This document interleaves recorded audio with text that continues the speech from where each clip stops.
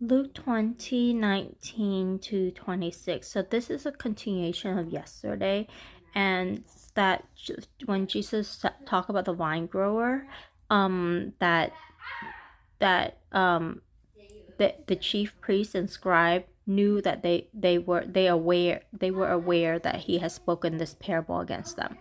So yesterday I kind of went to ChatGPT and kind of told them my objections. Like, I didn't think that the vine growers, I thought that they might be demons because the vine growers, the Pharisees, didn't agree that Jesus is the heir, and they gave me this answer that the parable is not saying what the leaders consciously thought.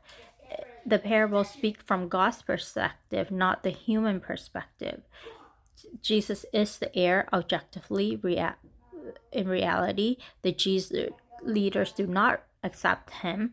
However, it says about Nathan parable to David that David didn't see himself as the villain, yet the story was still about him. So this is the same technique. So this is from God's perspective, and the leaders definitely fear Jesus' authority. They fear losing control of the people, and they try to silence him permanently. So all of this is from God's perspective. Them killing God's son Jesus exposes the rejection of God's authority, and they wanted the authority by themselves. So in short, they did not acknowledge Jesus as the heir, what their rejection amount to from God's perspective. And so that was really useful for me, or helpful. And not only that, by them knowing that they spoke this parable against them, they pretty much admitted that this parable was about them. So all that put down my my like conflict to rest. And then we went on about talking about how there were spies, and this is an ASB version that it explained a little bit more that there are people who they were sent to Jesus to pretend to be kind of like his follower, pretended to be righteous, and but they were actually spies questioning him, trying to trick him to say something that they can use to like condemn him for.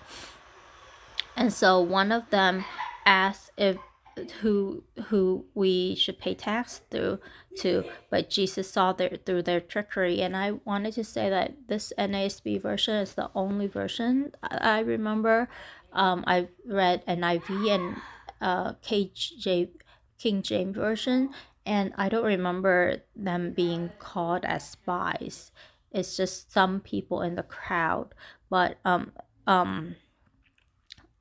this said that they were spies. And so Jesus saw through their trickery. And then Jesus said, pay to Caesar the things that are Caesar, and to God the things that are God's. And so the coin has Caesar's image on it, so we should pay that tax to Caesar. But we are made in the image of God, so we need to use our life and use it for God's glory. And so they were unable to catch him in a statement in the presence of the people, so they wanted it to be public so that they were, they can catch him. And these people, the spies themselves, were amazed at his answer and said nothing.